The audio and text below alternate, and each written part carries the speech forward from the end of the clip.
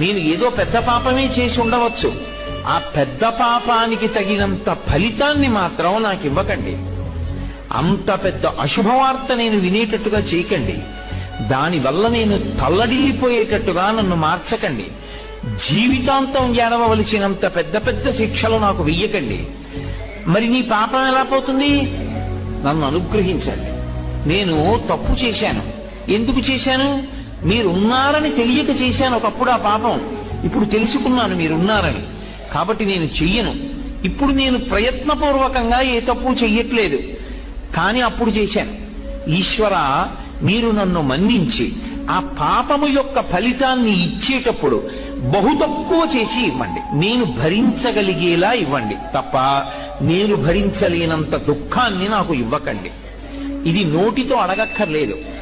ఈశ్వరుణ్ణి ప్రార్థన చేస్తాడు. వాడొకడు ఉన్నాడన్న నమ్మకం